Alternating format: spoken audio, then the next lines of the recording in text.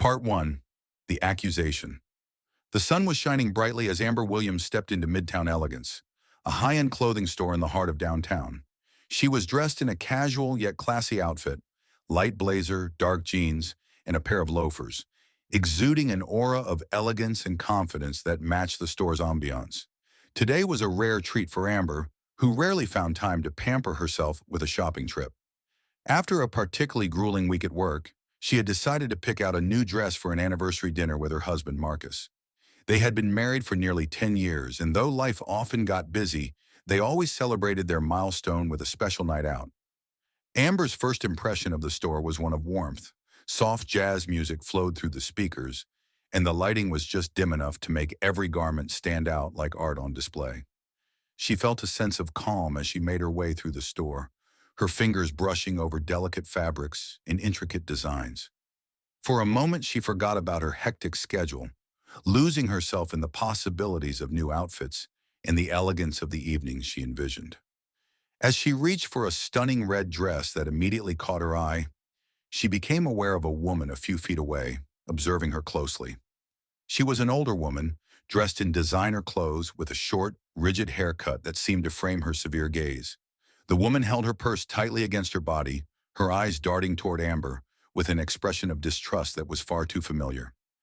Amber tried to ignore it, focusing on the dress she was holding, feeling its fabric between her fingers and imagining how it would look on her.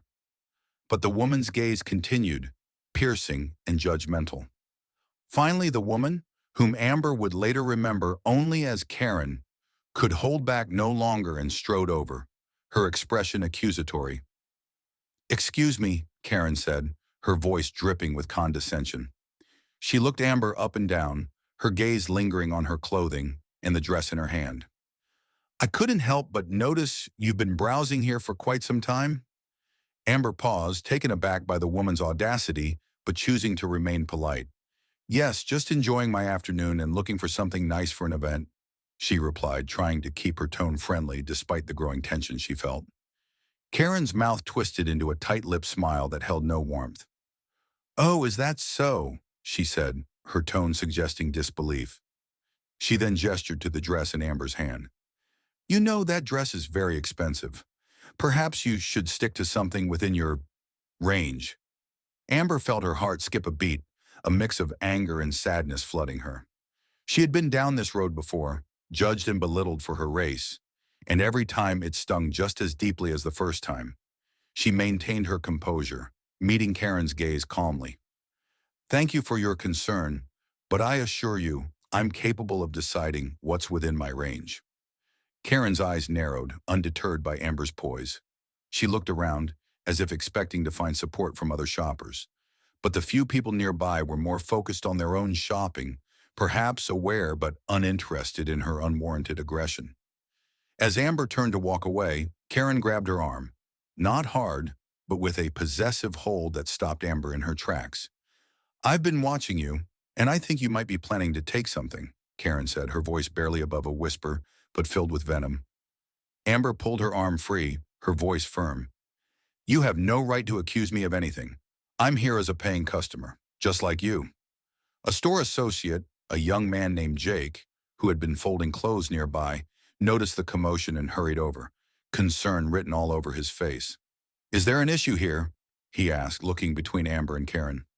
"Yes, actually, there is," Karen replied quickly, pointing at Amber as though she had been caught red-handed. "This woman has been here for ages, acting suspiciously. I think it's best if you check her bag, just to be safe." Jake glanced at Amber, clearly uncomfortable with the accusation. Yet he looked torn between his duty as a store associate and the accusatory tone of Karen's complaint. "Ma'am, I apologize, but would you mind if I looked through your bag?" Amber felt the humiliation washing over her, a flush rising to her cheeks. She knew she had done nothing wrong, but being accused in such a blatant, public way made her feel cornered. Despite her feelings, she took a deep breath, reminding herself to stay calm. "If that's what it takes to resolve this, fine," she said, her voice steady. Handing over her bag, she watched as Jake carefully inspected its contents, his face turning increasingly red with embarrassment as he found nothing suspicious. He looked back at Karen, then at Amber, an apology in his eyes. "There's nothing here, ma'am," he said quietly. Karen, however, was not satisfied. She could be hiding something in her pockets. "You can never be too sure with her kind," she muttered, not even bothering to disguise her disdain. Amber's patience was at its breaking point, and she met Karen's gaze with a steely intensity. "My kind?" she repeated, her tone filled with controlled anger. "If by that you mean people who work hard, pay their bills, and live their lives with dignity, then yes, I'm guilty as charged." Before she could say anything further, Mr. Prescott, the store manager, arrived, having been alerted to the situation by another associate. He looked at both women, his gaze landing on Amber with sympathy and on Karen with barely disguised irritation. "Is there a problem here?" he asked in a calm, authoritative voice.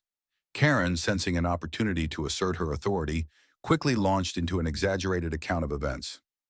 "This woman," she spat the word with disdain, "has been skulking around the store, pretending to shop.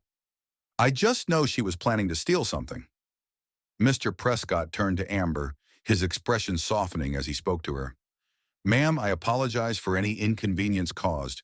We take every accusation seriously, but there's no evidence here of any wrongdoing on your part." Amber felt a small wave of relief wash over her, grateful for the manager's fairness, though the sting of the incident still lingered. "Thank you," she said quietly, her voice filled with the weight of everything she'd been holding back. Karen, however, was not ready to back down. "Are you serious?" she exclaimed, looking at Mr. Prescott in disbelief. "You're just going to take her word for it? She's probably, Mr. Prescott cut her off, his tone sharp. "That's enough, ma'am. We do not tolerate discriminatory language or behavior in our store. I suggest you leave immediately." Karen's face turned bright red, a mixture of rage and humiliation washing over her as she realized she had lost the argument. Without another word, she turned on her heel and stormed out of the store, her haughty posture doing little to disguise her defeat. Amber felt a bittersweet sense of vindication, grateful that Mr. Prescott had stood up for her, but saddened that such an incident had even occurred. She thanked him quietly and left the store, her mood subdued. As she stepped back onto the bustling street, she felt a wave of emotions crashing over her: anger, sadness, frustration, and exhaustion. She knew she couldn't let it end here. She needed to speak out, but for now she simply wanted to return to her sanctuary, to her family, where she knew she was valued and respected. The real battle, she knew, was just beginning. Part 2. Going Viral. Amber sat at her kitchen table, replaying the events of the day over in her mind. She tried to shake the sting of humiliation, the feeling of being looked at with suspicion, of being accused simply for being who she was. She had been through similar incidents before, but this one lingered, perhaps because it was so public, so blatant, and entirely unprovoked. Marcus, her husband, sat across from her, his expression a mixture of anger and empathy as she recounted the experience in detail. He reached across the table, taking her hand in his. "Amber, this wasn't right. What that woman did was wrong on every level." Amber nodded, her fingers tightening around his. "I know, but what do I do? It's not like complaining to the store will erase what happened." She sighed, frustration weighing down her words. Marcus paused, his brows furrowed thoughtfully. "You know, maybe sharing what happened could help. You could tell people. You're not the only one this has happened to, and people need to know this behavior still exists, especially in places we assume are safe and inclusive." Amber hesitated. She wasn't one to draw attention to herself, especially for something so personal and painful. But as she thought about it more, she realized Marcus had a point. There was a power in sharing her story. Perhaps it could spark a conversation, maybe even make people more aware of the subtle and overt discrimination that Black individuals like her face every day. With a deep breath, Amber decided to take action. She pulled out her phone, opening her social media app, and began writing about the encounter with Karen. She described the scene as honestly as she could, capturing every detail: the woman's suspicious gaze, the unfounded accusations, the humiliation of being forced to have her bag searched. She ended her post with a call for awareness, asking her friends and followers to share her story, if they too believed that such behavior had no place in society. After pressing post, she felt a mixture of relief and vulnerability. She had put herself out there, opened up about an experience that was raw and personal. Marcus sat beside her, giving her a reassuring nod, and the two of them settled in for a quiet evening, not anticipating how much her post would resonate with others. The next morning, Amber woke up to her phone buzzing incessantly. Notifications flooded her screen. Likes, comments, and shares from people all over. She sat up in bed, blinking in astonishment as she scrolled through their responses. Her story had gone viral, far beyond anything she had expected. Friends, family, and strangers alike had shared her post, adding their own messages of support and outrage. Her inbox was filled with messages from people who had faced similar situations, each one thanking her for speaking up and bringing attention to the issue. Many of them were Black women who, like Amber, had been unfairly profiled and humiliated in public places. As she read through the comments, she noticed that the story had been picked up by a few local news outlets too. They were sharing her post with headlines like "Local Woman Speaks Out on Racial Profiling Incident at High-End Boutique" and "Black Woman Wrongfully Accused of Shoplifting Speaks Out, Igniting Community Support." One comment in particular stood out. It was from Jake, the store associate who had reluctantly searched her bag. He had written a heartfelt apology, acknowledging the unfairness of the situation and expressing regret for his role in it. Amber appreciated his honesty. She knew he was just doing his job, caught in an awkward and uncomfortable position. She replied to his comment, thanking him for reaching out and acknowledging the situation's difficulty. But as she scrolled, she saw something else. A message from Mr. Prescott, the store manager. He had written that he was deeply sorry for what happened and that the store was implementing new training sessions to help staff handle situations with more sensitivity and awareness. He invited Amber to speak with him personally if she was open to it. Amber felt a surge of hope. Perhaps her experience would lead to real change, not just in the store, but also in the wider community. She decided to respond to Mr. Prescott's invitation, setting up a time to meet with him that afternoon. If her experience could prevent others from going through the same, she was willing to try. When she arrived at Midtown Elegance later that day, Amber was greeted by Mr. Prescott himself. He led her to a small office at the back of the store, away from the bustle of customers and associates. He offered her a seat and sat across from her, his expression sincere and apologetic. "Amber, I want to thank you for coming in today," he began. "I read your post, and I want you to know how truly sorry I am for the way you were treated. That kind of behavior has no place in our store, or anywhere else for that matter." Amber nodded, feeling a bit more at ease by his genuine tone. "Thank you, Mr. Prescott.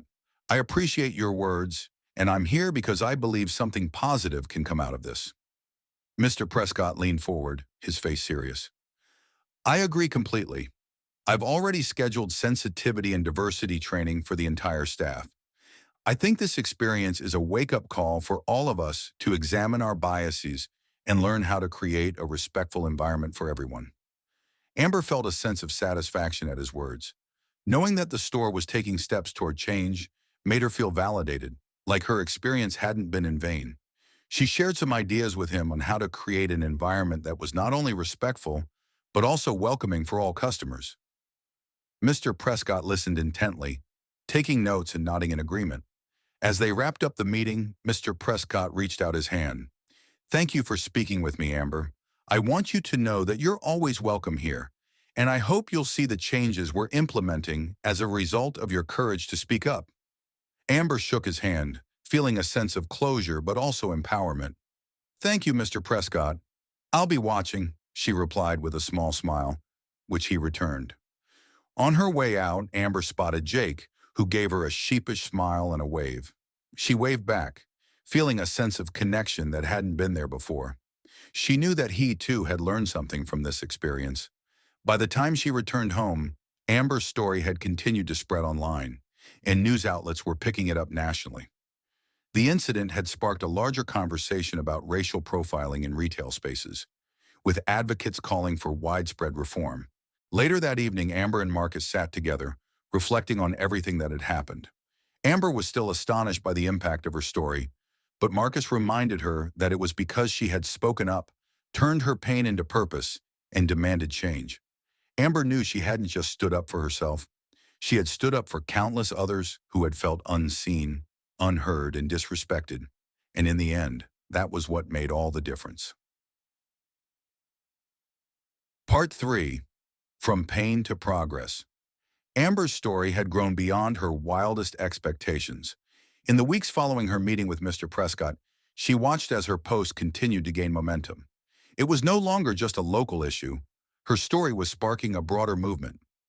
Amber's experience became a catalyst for conversations about the often overlooked problem of racial profiling in retail spaces, with others sharing their own stories of discrimination and unfair treatment. It wasn't long before her story reached the ears of people in positions of influence. A well-known news channel reached out to Amber, inviting her to appear on a segment about racial bias in everyday situations. Amber felt nervous about speaking on such a large platform, but knew it was an opportunity to make a difference. After talking it over with Marcus, she decided to go forward with the interview, determined to use her voice for change. When Amber arrived at the studio, she was greeted by the show's host, a warm and empathetic woman named Linda, who had been a strong advocate for social justice issues. Linda welcomed Amber to the show, offering encouragement and a reassuring smile before they went on air. As the cameras rolled, Linda introduced Amber's story to millions of viewers, summarizing the humiliating experience she had endured and the powerful response that followed. Then she turned to Amber with a look of genuine empathy. "Amber, thank you for joining us. I know this hasn't been easy for you. Could you share with us what you hope will come out of telling your story on this platform?" Amber took a deep breath, her heart racing as she gathered her thoughts.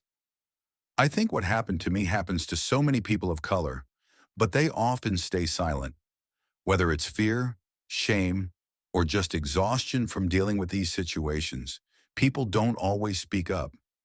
I want to encourage others to know that their voices matter and that we can demand better." Linda nodded, looking moved by Amber's words. "I think you're absolutely right, Amber, and I'm sure your courage is inspiring countless others to do the same." She then turned to the camera, addressing the audience directly. "Racial profiling and discrimination are issues that affect us all, and it's on each of us to create environments where everyone feels respected and valued." The interview resonated with viewers. Messages flooded the network's social media accounts, applauding Amber for her bravery. The hashtag #ShopWithRespect began trending, with people sharing their own experiences and calling for stores to adopt anti-profiling policies. Amber had not only shared her story, but had unwittingly become the face of a movement for respectful treatment and fair practices in retail spaces. As the hashtag gained traction, it began to attract the attention of major retail brands. Many stores realized they could no longer ignore the issue, and they began to commit to training programs and policies aimed at reducing racial bias. Amber was contacted by some of these companies who wanted her input on how to make their environments safer and more inclusive. One day, Amber received an email from a large retail corporation's CEO. She had heard about Amber's story and was inspired to implement widespread reforms across her company's stores. The CEO invited Amber to participate in a task force dedicated to creating an inclusive shopping experience for all customers. Amber felt humbled by the opportunity. Here she was, a woman who had been humiliated and hurt, now being asked to help shape policies that could positively impact so many others. She accepted the invitation, ready to turn her painful experience into tangible change. In the months that followed, she worked with the task force, sharing her insights and helping create a set of guidelines designed to foster inclusivity and respect. As she attended meetings, Amber found herself working alongside individuals from all walks of life: psychologists, diversity consultants, retail managers, and even former customers who had similar experiences. Together, they crafted a training program that would be rolled out across the company, teaching employees how to identify and overcome their own biases, treat all customers with respect, and create a welcoming environment for everyone.